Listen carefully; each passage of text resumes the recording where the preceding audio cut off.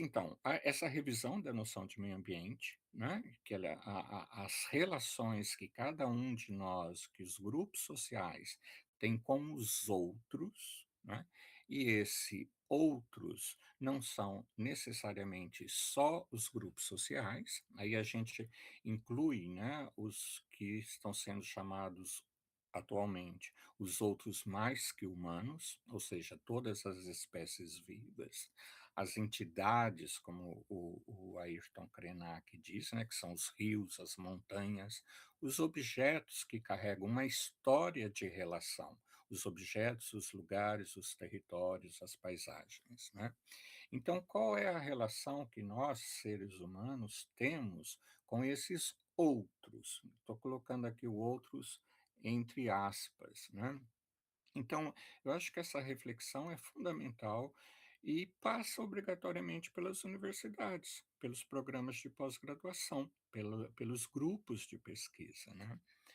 Um outro aspecto que eu tenho insistido é a releitura de alguns clássicos, de alguns textos clássicos e alguns contemporâneos que se tornaram clássicos. Eu vou dar dois exemplos para vocês. Um que está bastante esquecido, que não deveria, não sei se é o caso aí no Rio Grande do Sul, que é o Lutzenberg.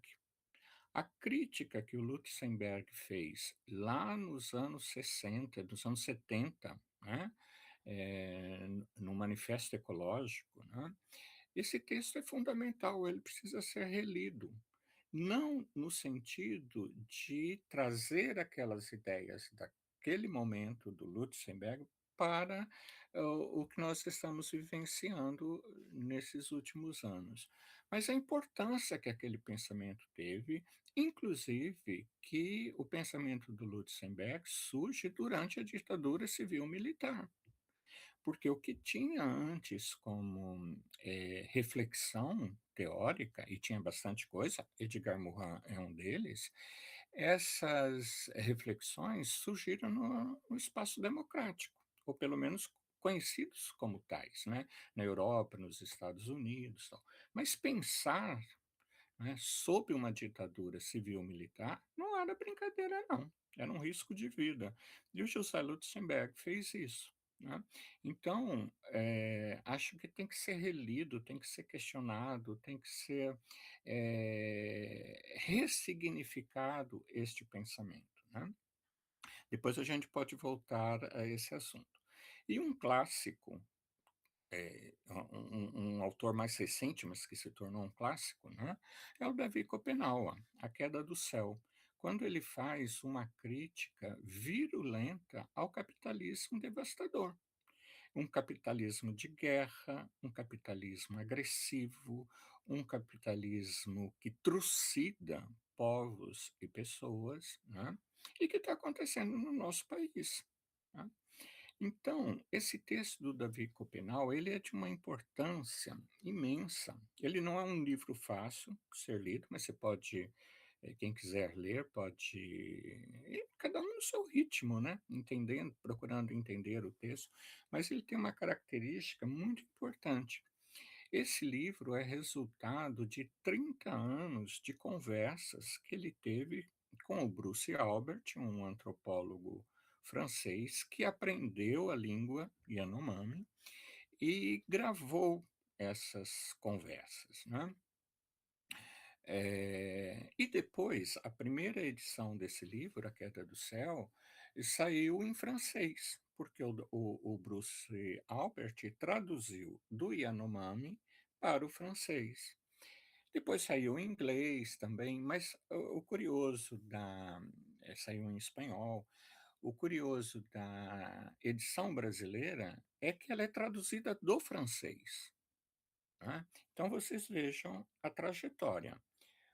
O Davi Kopenawa falava em Yanomami, o Bruce Albert traduziu para o francês e depois, na edição brasileira, não é uma tradução da língua Yanomami para o português, é a tradução do francês. Então vocês vejam o que que isso significa, nesse movimento que a gente está, né, e da importância que isso tem. E Um outro aspecto desse livro do Davi Copenaua do A Queda do Céu, é como ele se torna um militante. Como é que ele se torna vai se reconhecendo como um ativista ecologista, né? Defendendo o seu povo, evidentemente, mas dando uma noção da amplitude e da importância que a Amazônia tem para o mundo. E o Davi Copenau tem viajado o mundo todo, tem estado nas universidades mais importantes do mundo, falando a mesma coisa que ele fala em qualquer lugar. Eu tive a oportunidade de estar com ele em Roraima há 2 anos, na maloca, né, onde ele estava, e ele, no momento da fala dele, ele estava rodeado por policiais da Polícia Federal, porque ele corre risco de vida, né.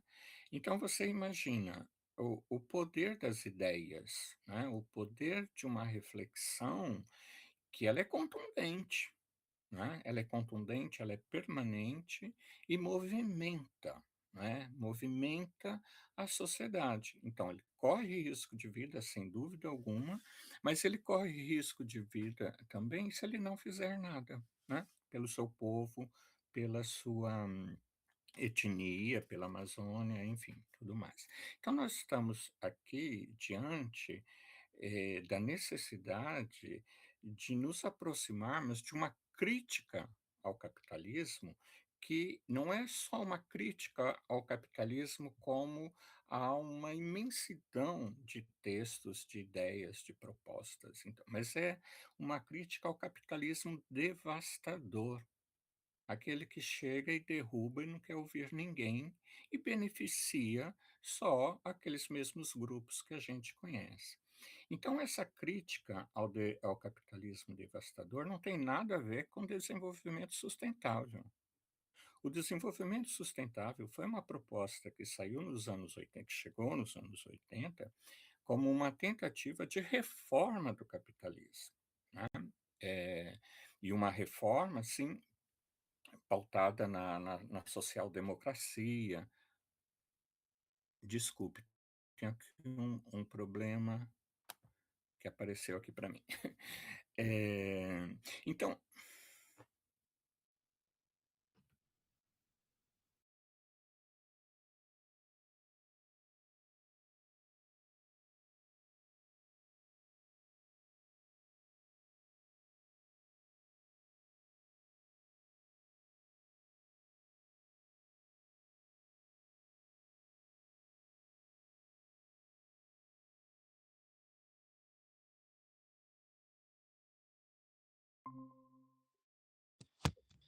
alô?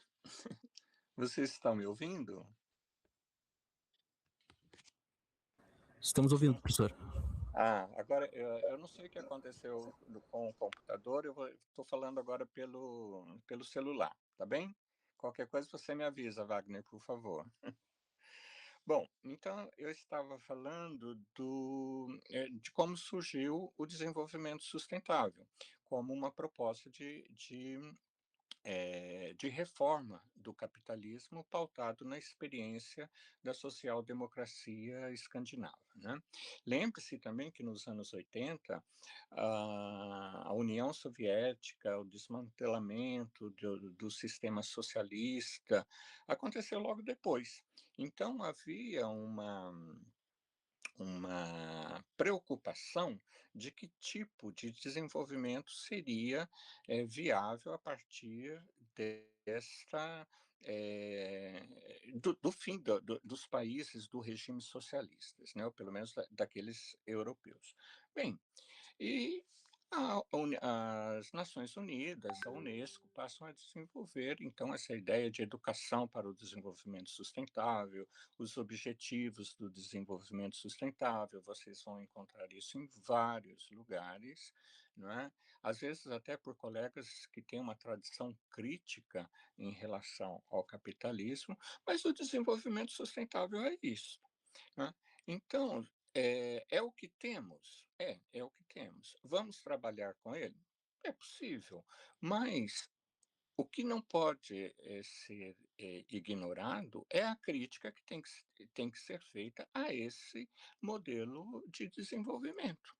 O modelo de desenvolvimento capitalista, por mais, eh, ligado às questões de distribuição de renda, de justiça social, ele não enfoca a distribuição de forma justa, né. Então essas questões e essas diferenças entre países, né, são questões do tempo presente. Ora, por que que nós estamos vivenciando situações de guerra, né?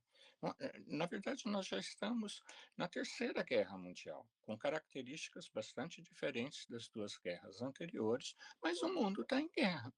Então, o contexto que nós estamos vivendo, ele tem uma origem histórica. Vamos lá. Que essa origem histórica ainda está sendo, discutida, né. Eu estou trabalhando com, o aspecto, o que a pandemia provocou no mundo e particularmente no Brasil, sob um regime de extrema direita. Ora, os discursos, né, que nesse período que nós vivenciamos e que ainda vivenciamos, eles estavam marcados não só por uma agressividade, por uma violência física e verbal, mas marcado pelos negacionismos. E isso nos diz respeito diretamente. E quais negacionismos eram esses? Bom, o das vacinas, né. Eu não sei aqui o que está acontecendo, mas me aparecem algumas informações aqui. Eh o negacionismo relacionado às vacinas, vocês acompanharam isso. No Brasil, mais de 700.000 pessoas faleceram na pandemia, né. A agressividade com que a ansiedade das pessoas em relação se teria vacinas ou não, foi um discurso de governo. Eu estava conversando agora há pouco, com um colega, né, e nós estamos falando exatamente disso, do impacto desses negacionismos na vida cotidiana e como que isto foi sendo difundido e com muita eficiência, né. Um outro negacionismo foi sobre a contribuição de Paulo Freire na educação. Eu tive estudantes de filosofia, eu dava aula para o curso de filosofia na graduação, que questionavam Paulo Freire, né. E eu dizia: "Bom, tudo bem, você pode questionar, você tem todo o direito, mas se você quiser elaborar um seminário de crítica ao Paulo Freire, eu vou te dar o espaço para fazer isso. Mas lembre-se que o seu professor, que sou eu, tem 40 anos de pesquisa sobre a Paulo Freire. Então nós não vamos conversar de igual para igual. Não é uma trajetória de 40 anos de pesquisa diante de fatos ou de mensagens de WhatsApp, não é? E essas questões eram questões do cotidiano escolar, universitário, em cursos de filosofia. Então vocês vejam como fazer frente a esses negacionismos, né. Como fazer frente aos genocídios. O que está acontecendo em Gaza, né, é inaceitável. E o que está acontecendo em Gaza tem o apoio não só dos Estados Unidos, isso já era previsível, mas da Alemanha, tem o apoio da França. Como isso é possível nesse tempo presente que nós estamos vivendo? E qual é a relação dessas guerras, né, dessas invasões, desses genocídios, com a temática ambiental? Como é que está a poluição da água, a poluição da terra, né, com todos esses produtos químicos que as armas dissolvem, né? Os animais, né, e aí a gente pode até pensar nos animais domésticos mesmo, né, cachorrinho, gato, passarinho, né, diante dessas guerras e de um apogeu de um discurso militarista, né. Ora, esse discurso militarista, ele chegou nas escolas, né, e a gente está, bem informado sobre as consequências desse discurso, né. Bem, ainda em relação aos negacionismo, eu acho que aí no Rio Grande do Sul tivemos uma experiência bem marcante, que foi o período da enchente no Rio Grande do Sul, né. E aquelas cenas, bastante tristes, mas algumas outras bastante esperançosas, que mostravam a solidariedade entre as pessoas, a solidariedade entre os animais, a solidariedade pelo país todo, inclusive do Nordeste, dos nordestinos, que são tão, desprezados no sul do país e no Sudeste, não é. Então essas questões são questões ambientais. E onde que elas aparecem? Elas são questões ambientais, porque elas colocam a vida em evidência e as relações que temos na vida cotidiana, no nosso espaço cotidiano. E aí eu vou dar um exemplo bem concreto para vocês que aconteceu, esses dias. Estava previsto para acontecer em setembro, agora desse ano, o Congresso Mundial de Educação Ambiental, né, na Austrália. E dia desses eu faço parte do comitê científico do congresso, e dia desses chegou um e-mail dizendo que o congresso foi cancelado, foi anulado devido às guerras, e que a Austrália não conseguiria, garantir a segurança dos pesquisadores e das pesquisadoras que para lá fossem por conta do congresso. Então essa instabilidade, não é, ela é consequência daquilo que está acontecendo no mundo e nos afeta diretamente.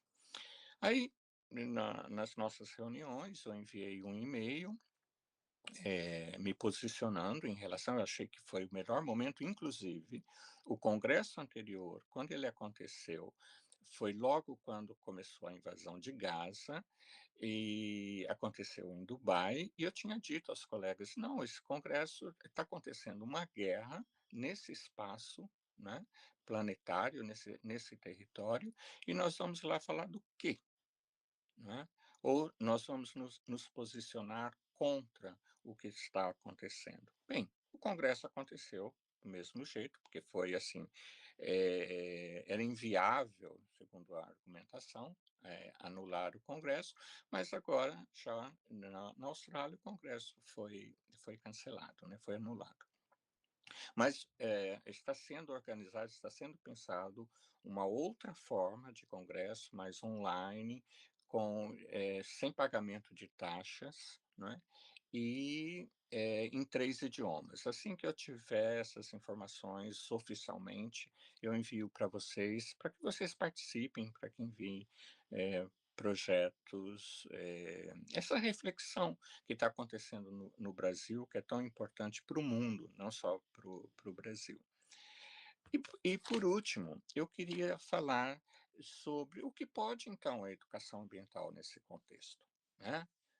Às vezes a gente fica muito desanimado, eu vivo encontrando amigos, colegas que comentam isso, que enviam mensagens, assim, quase que, desistindo da luta. E essa luta, ela é extremamente importante, a continuidade é fundamental. Se a gente vai conseguir, eh, difundir as nossas ideias, as nossas práticas, é outra coisa, mas a gente não pode abandoná-las, né. Então, o reforço comunitário, né, como é que a educação ambiental pode, trabalhar para reforçar as comunidades, os grupos sociais, né, as pessoas mais vulneráveis, as pessoas que estão sofrendo, as consequências do capitalismo devastador, militarista e armamentista, né. Então esta, possibilidade da nossa que somos nós diante dessa situação? O que podemos nós, coletivamente, diante desta situação planetária, né? uma educação pela paz, né, uma educação pelo desarmamento, né, pela convivência, né. Então, a inclusão dessas temáticas nos nossos projetos político-pedagógicos de educação ambiental, eles são fundamentais, né, e estão distantes daqueles objetivos do desenvolvimento sustentável, por exemplo, que ali é uma padronização, né, que serve para qualquer lugar, para qualquer país, mas não toca nas feridas que as pessoas estão vivenciando, né. E uma outra coisa que eu queria chamar a atenção é a responsabilidade das instituições. Aqui, a própria noção de instituição é muito ampla, né, cada um pense aí o que quiser. Mas eu estou chamando a atenção da responsabilidade das universidades, né, das instituições universitárias. Como é que as instituições universitárias estão, buscando alternativas frente a essas situações, de destruição? E essas alternativas, elas passam necessariamente pelos componentes curriculares.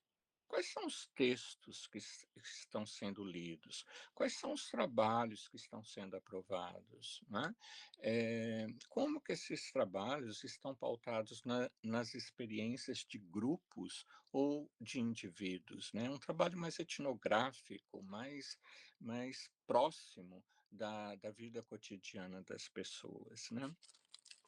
E aí, as possibilidades da transdisciplinariedade, né. Como é que nós podemos trabalhar a educação ambiental fazendo esse diálogo entre conhecimentos científicos e conhecimentos, tradicionais, né, que são transmitidos pela, tradição oral de um grupo a outro, né, e as linguagens visuais, né, a linguagem das artes.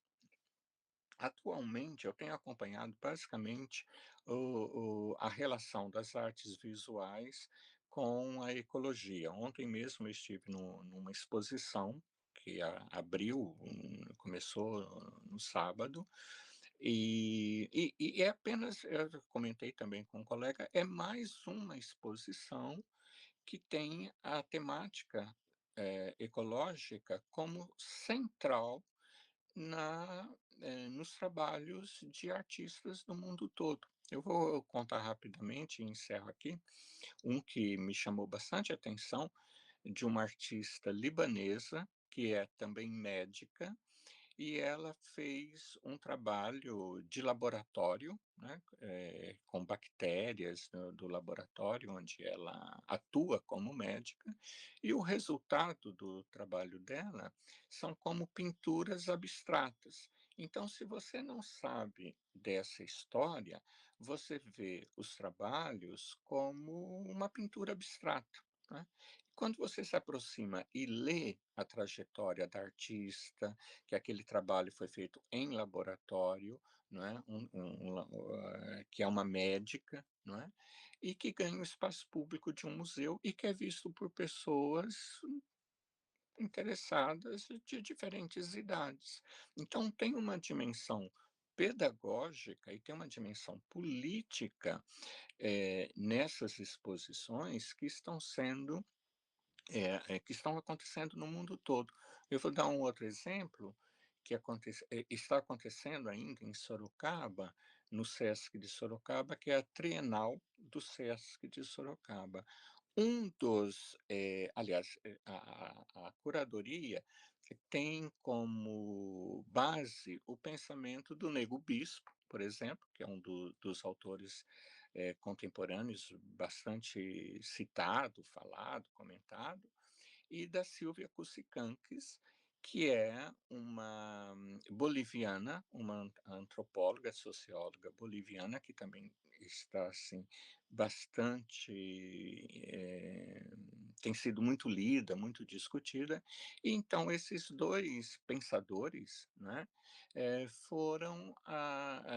deram a base para as curadoras montarem uma exposição, a Trienal de Sorocaba. Ora, tudo isso numa cidade extremamente conservadora, onde praticamente 75% da população vota na extrema-direita e onde uma floresta urbana está sendo destruída para a construção de uma marginal. Ou seja, neste momento histórico que nós estamos vivendo, ainda se entende que é mais importante ter uma marginal para que o tráfego possa, fluir, do que uma floresta urbana numa cidade que vive, problemas seríssimos, né, com a mudança climática, com as enchentes e tudo mais.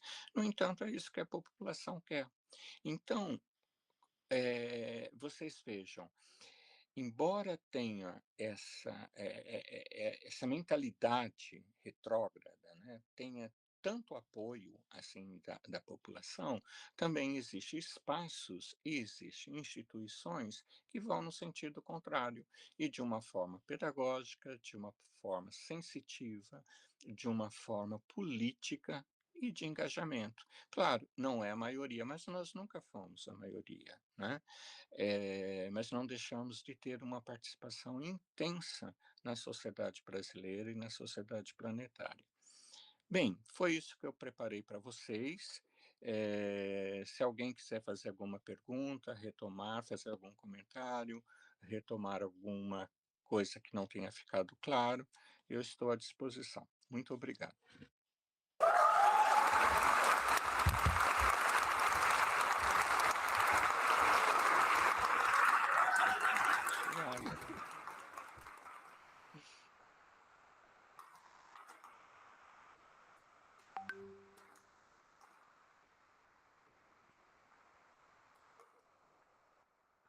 Muito obrigado ao Dr. Marcos Reigotto, nosso professor. Pelas palmas, você já sabe como foi a sua palestra, né? Então, muito esperada por nós. Todos nós trabalhamos com educação ambiental. Muito obrigado pelo carinho, pela atenção. Muito obrigada. Uma boa Obrigado. tarde. Alguém Uma vai boa me noite fazer... para ti. Perdão? Alguém tem alguma pergunta? Quer fazer? Algum comentário? Sim, tem uma professora que eu acho que o senhor conhece, a professora Jara. Ah, nunca ouvi falar. Oi, meu querido, que coisa boa. Oi, Jara, que alegria te ver, te É ouvir. sempre um prazer, né, estar aqui contigo. Qual que eu falo? Os dois. Os dois, meu Deus. E é gostoso, prazeroso, sempre muito reflexivo, todas as tuas falas. Né? Eu lembro do primeiro livro que eu li teu. Eu fazia mestrado em educação ambiental e chegou nas nossas mãos o que é educação ambiental. Tá? Uhum. Isso mudou tudo. Mudou o olhar, mudou o pensamento, a forma de como entender as questões socioambientais. Tá? Então, só tenho a te agradecer, porque tu faz parte da minha formação enquanto educador. Obrigado. E Muito a obrigado. pergunta que eu te faço é, diante de todo esse contexto mundial, planetário, tá? Desse contexto político, econômico, desses falsos valores, dessa falta de sentido, até os afetos, né? Hoje nós temos relacionamentos nada com responsabilidade afetiva, então parece que está tudo muito líquido, não é? Diante de todo esse contexto, onde também temos professores na área estadual, municipal, até universitários, adoecendo, né, por todo um contexto educacional, a Exatamente. pergunta que eu te faço é: ainda tem saída, meu amigo? O que podemos fazer?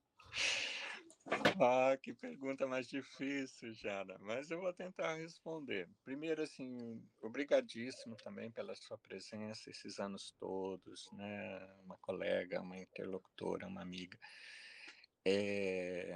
Eu conheço bem esse assunto que você está falando, né? Dos professores que adoeceram, porque eu fui um deles. Eu adoeci no período da pandemia, né?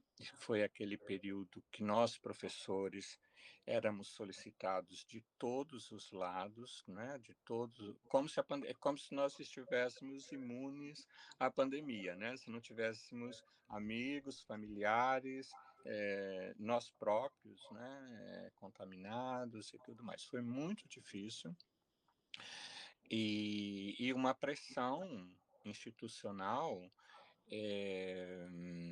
de produção, como se nada estivesse acontecendo, né? E olha que a gente estava produzindo, defendendo tese. Teve uma banca de um orientando meu que eu tive que mudar a banca umas 3 vezes, e o prazo vencendo. E o importante era o prazo, e não as bancas que estavam sendo alteradas, porque 2 dias antes, um ou 2 professores convocados para a banca estavam internados, né? Então, mas o que era importante era defender dentro do prazo, né? Então, você veja, foi um momento assim isso é violento, isso é essa falta de sentido mesmo que você está falando, né? E isso vai coincidir com o centenário de Paulo Freire, e eu fui chamado várias ocasiões, não é, para escrever, para falar, tal. E eu não podia falar não, porque eu tenho toda uma história com Paulo Freire, né? E então eu estava assim exacerbado de trabalho, e quando eu falei: gente, eu tenho que parar um pouco, porque não, aí eu fui acusado de não estar cumprindo com os meus deveres trabalhistas. Eu que era o professor mais produtivo do programa. Eu pedi demissão depois de 24 anos de trabalho. E isso me custou, não só financeiramente, mas me custou como profissional, me custou como pessoa, né? Eu já não queria escrever mais, era uma situação assim, de bastante, de uma falência mesmo, né? De tudo aquilo que a gente tinha proposto. E eu estou falando de mim, mas poderia falar de muitas pessoas, porque vários colegas passaram por isso. Inclusive, uma delas, a Marta Catunda, muito próxima a mim, faleceu de tristeza, né? Então, vocês vejam, isso tem um preço. Isso tem um preço. E as pessoas que provocaram isso e que alimentaram esse discurso continuam alimentando esse discurso. Então, se há essa maquinaria de produção, de ausência de sentido, que é a última noção que eu trabalhei, essa maquinaria ela está funcionando muito bem. E como é que nós podemos ir no sentido contrário disso, e num sentido pacifista? Porque fazer a guerra é fácil. O difícil é fazer a paz, é construir a paz, para que todos possam viver, não é? E fazer a guerra é fácil porque as pessoas, esses grupos têm um poder econômico, têm um poder político e têm um poder bélico. Há 2 semanas teve um seminário aqui na Universidade de Louvain, na Bélgica, que o título foi Genocídios Nucleares. Mas não estavam discutindo Hiroshima e Nagasaki, estavam discutindo as possibilidades dos genocídios que estão acontecendo agora, como a gente recebe as mensagens, né, que isso se transforme numa grande guerra nuclear. E isso não é uma projeção, sabe? Isso está para acontecer, né? Então, quais são as consequências disso? Quais são os aprendizados que temos da história, né? Então, assim, eu acho a gente não tem como lutar contra essas potências, a gente, enquanto grupo, né, enquanto educadores ambientais, lutar contra essas potências militares, essas potências econômicas, mas a gente pode provocá-las num outro sentido, com o nosso trabalho, com aquilo que a gente faz, com aquilo que a gente acredita, né, provocando indagações, provocando que surjam novas lideranças, que surjam novos nomes, com pessoas comprometidas com o bem comum. E isso não cai do céu, isso é formação, isso é sensibilidade, isso é conhecimento. E isso é o que a gente faz. Se dá certo ou não, é outra coisa. Tem gente que vai até um ponto, desiste, outros que continuam, né? E a gente faz parte daqueles que continuam. Então, até o último momento, né, Charo, né, Nelson? Obrigada, um beijo no teu coração, e realmente é isso, né? É no coletivo que nós vamos vencer, né? Exatamente. Na construção crítica Exato. socioambiental, que iremos todos, com certeza, ao menos viabilizar um novo amanhecer, um novo pensar, um novo fazer, um novo planeta, quem sabe, né? Com mais justiça social. Beijo no teu coração. Outro Obrigada. imenso para você. Saudades. Tchau. Muito obrigado, professor. A gente passaria a tarde inteira aqui lhe ouvindo, só que a gente tem um cronograma a cumprir, tá? Muito Eu sei, eu obrigada, também tenho compromisso agora. Muitíssimo obrigado muito pela obrigada. atenção, muitíssimo obrigado pelo carinho. Espero que uma próxima vez seja Mais tempo. pessoalmente, tá bom? Certo, com certeza. Obrigado, viu? Abraços para vocês. Tchau. Bom trabalho. Tchau.